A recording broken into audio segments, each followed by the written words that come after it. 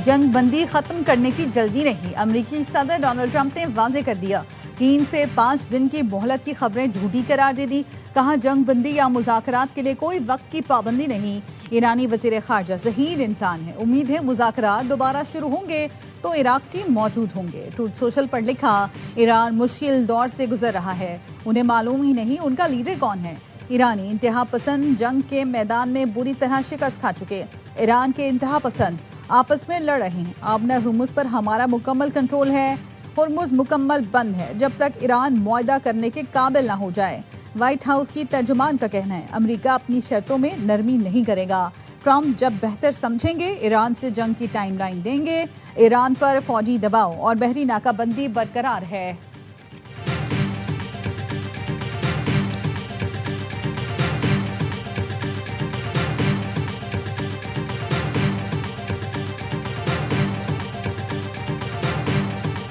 Iran में कोई बुनियाद परस्त या अतदाल पसंद नहीं, हम सब ईरानी और इनकलाबी हैं। ईरानी सदर मसूद पेज़ेशकियान का ट्रंप को जवाब। कहा कौम और हुकूमत के आहनी हाथ इत्तेहाद से जा रहे मुजरिम को उसके किए पर पशीमा बनाएंगे। ये हमारे प्यारे ईरान की फतह का रास्ता है जो जान से ज्यादा कीमती है। स्पीकर बाक़िर ग़ालिबाफ ने पर लिखा, हमारा एक खुदा, एक रहबर, एक मिल्लत और एक रास्ता है। ईरान की कामयाबी जान से भी ज्यादा अजीज है। हुकूमत और आवाम के फौलादी इत्तेहाद और रहबर इनकलाब के अताअत से दुश्मनों को पशेमान करेंगे। वज़ीर ख़ारजा अब्बास अराग़ची ने कहा, ईरानी इदारे इत्तेहाद मकसद नज़्म ज़ब्त के साथ काम कर रहे हैं। मैदान जंग और सिफारतकारी एक ही जंग में मुकम्मल तौर पर मरबूत महाज हैं। ईरानी पहले से कहीं ज्यादा मुत्तहिद है।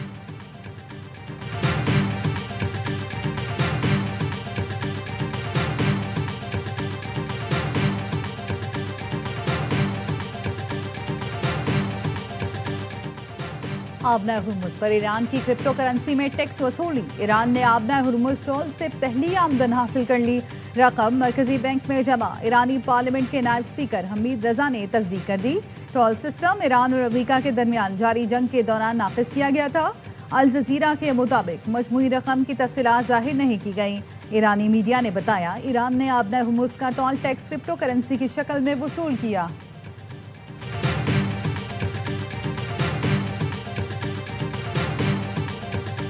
ईरान और अमेरिका को जल्द मुज़ाकरात की मेज़ पर दोबारा ले आएंगे। वज़ीर आज़म शहबाज शरीफ का मुशावरती इजलास में इज़हार ख्याल। कहा पाकिस्तान मशरिक़ वस्ता में पायदार अमन के लिए सिफारती कोशिशें जारी रखेगा। इजलास में इस्लामाबाद मुज़ाकरात के दूसरे मरहले के इनेकाद के लिए कोशिशों का जायज़ा लिया गया। नायब वज़ीर आज़म इसहाक़ डार ने मुख्तलिफ मुल्कों के वज़राए ख़ारजा से राबितों पर वज़ीर आज़म को एतमाद में लिया। वज़ीर आज़म शहबाज शरीफ से चीन के सफ़ीर की मुलाकात। मशरिक़ वस्ता की सूरत हाल पर तबादला ख्याल। वज़ीर आज़म का कहना था पाकिस्तान को चीन के साथ फ़ख्र है। अमेरिका ने बहरे हिंद में एक और जहाज पर कब्जा कर लिया। जहाज मैजेस्टिक एक्स चीन जा रहा था। अमेरिकी फौज ने श्रीलंका के करीब कार्रवाई करते हुए जहाज तहवील में लिया। अमेरिकी फौज ने जहाज की तलाशी की वीडियो भी जारी कर दी। अमेरिकी आहलकारों को जहाज के डेक पर कार्रवाई करते देखा जा सकता है। अमेरिकी वजारत जंग का कहना है ईरान से मुंसलिक जहाज पर किसी मुल्क का झंडा नहीं था।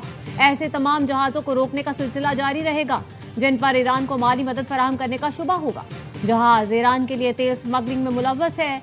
ईरान खुफिया नेटवर्क के जरिए तेल आलमी मंडी तक पहुंचाता है।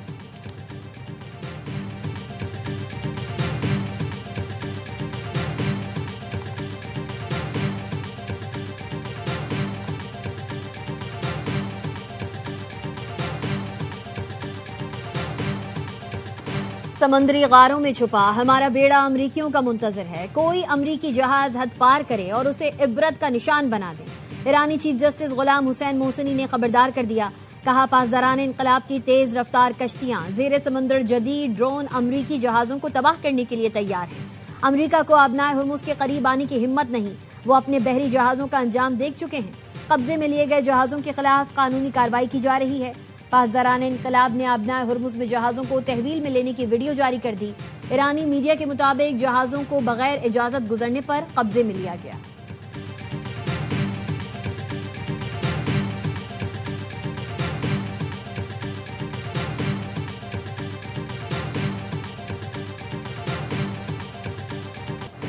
अमरीकी वजीर जंग पीट हेग्सेथ ने बहरिया के वजीर को ओहदे से हटा दिया।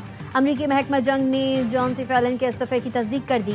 न्यूयॉर्क पोस्ट ने ज़राए के हवाले से बताया जॉन सी फेलन को फौजी जहाजों के गोल्डन फ्लीट की तामीर के ट्रंप के मंसूबे पर इख्तिलाफ की वजह से हटाया गया। इंतजामिया सदर के एजेंडे की वजह से जहाजसाजी के प्रोग्राम को तेज करना चाहती थी और जॉन सी फेलन इन अहदाफ को पूरा करने के काबिल नहीं थे।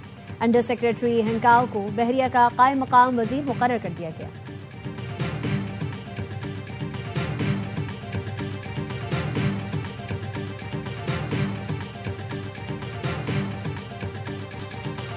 ईरान और अमेरिका में कशीदगी कम कराने के लिए चीन का पसे पर्दा किरदार। खबर एजेंसी एसोसिएटेड प्रेस के मुताबिक बीजिंग ने ईरान को मुज़ाकरात में शामिल रहने का मशवरा दिया। ईरानी तेल का सबसे बड़ा खरीदार होने के बायस चीन का रसूख नुमाया है। चीन ईरान जंग में आलमी ताकत के तौर पर किरदार बढ़ा रहा है। चीन ने सिफारती राबतों के जरिए फरीकैन को जंगबंदी पर आमादा करने की कोशिश की। अमेरिका चीन के सालिसी किरदार में बज़ाहिर अदम दिलचस्पी जाहिर कर रहा है।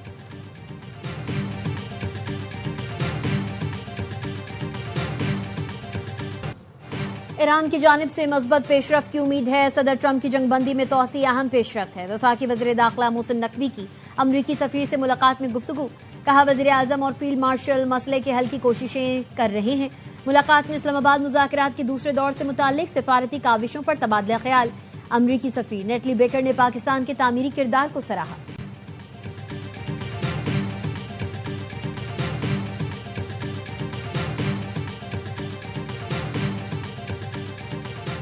जर्मनी की ईरान से सिफारती पेशकश कबूल करने की अपील। जर्मन वजीर खारजा का कहना है अमन मुज़ाकरात का मौका ज़ाया न किया जाए। ईरान को बातचीत के मौके से फायदा उठाना चाहिए। सिफारतकारी का मौका मौजूद है तो उसे जरूर आजमाया जाए।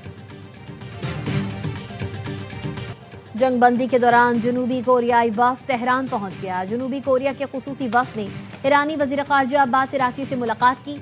जनूबी कोरिया के नुमाइंदे खुसूसी ने आबनाए हुर्मुज में जहाजों की आमदोरफ्त के लिए खुसूसी इजाजत की बात की। अब्बास इराक्ची ने ईरान के खिलाफ अमरीकी और इसराइली हुकूमतों के जराइम से आगाह किया। कहा ममालिक हमलों की मजम्मत में वाज़े और मजबूत मौक़िफ़ इख्तियार करें। खलीज फारिस और आबनाए हुर्मुज में अदम इस्तेहकाम की बुनियादी वजह अमरीकी और इसराइली जाहरियत है। ईरान ने अपनी सलामती और मफादात के दिफा के लिए बैनुल अक़वामी क़वानीन के तहत इक़दाम किए। नताइज की जिम्मेदारी हमलावरों पर आयद होती है।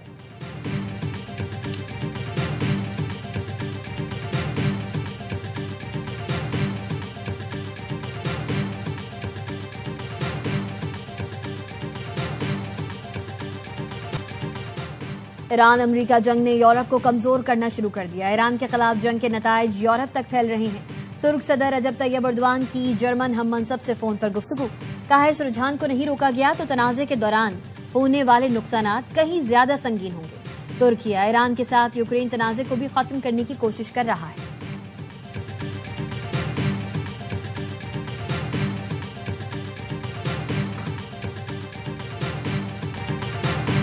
पाकिस्तान की अमन कोशिशें, भारत की प्रोपेगेंडा मुहिम जारी।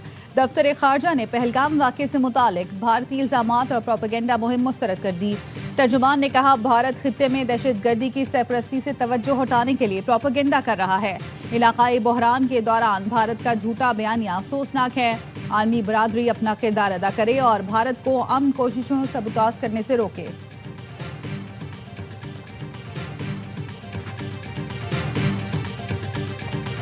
This is the pro distance from the Badori Bulge. At the place, it is approximately 100 kilometers. So what we are trying to do here is to walk you through facts of this incident rather than the allegations that are being made. Incident as per the FIR was from 13:50 and it is 14:20 hours. So how it was humanly possible that within 10 minutes the police was there, evaluated the situation, went back and registered the FIR. Pahalgam false flag operation के बाद पाक फौज ने भारत का झूठ बेनकाब किया। DG ISPR lieutenant general Ahmed Sharif Chaudhry ने 30 अप्रैल 2025 को हकाइक से पर्दा उठाया। फॉल्स फ्लैग ऑपरेशन से मुतालिक जो सवालात और खदशात भारत के सामने रखे, उनका जवाब 1 साल बाद भी भारत न दे सका। डीजी ISPR ने बताया था भारतीय एजेंसियों से मुंसलिक हैंडलर्स ने वाक़े के 5 मिनट बाद ही मलबा पाकिस्तान पर डाल दिया। बगैर किसी सबूत पाकिस्तान पर प्रॉक्सीज के जरिए हमले का इल्जाम लगाया गया। पहलगाम फॉल्स फ्लैग पर खुद भारत के अंदर से भी आवाजें उठ रही हैं।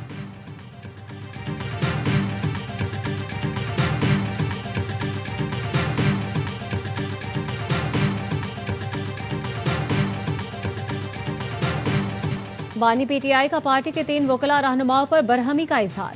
सेनेटर हामिद खान, सलमान अकरम राजा और इंतजाम पंजोथा से नाराज। जराए का कहना है बानी PTI ने कहा मेरे नाम पर जिनको बार इलेक्शन में टिकटें दी वो कहां हैं। बानी पीटीआई से कहा गया था टिकट होल्डर वकला जीतकर आपकी रिहाई की तहरीक चलाएंगे। मशाल यूसुफजई ने वकला कन्वेंशन कराने की तजवीज बानी से मुलाकात से मशरूत कर दी। बानी पीटीआई की बहन अलीमा खानम भी पार्टी के वकला रहनुमाओं पर कई बार तनकीद कर चुकी हैं।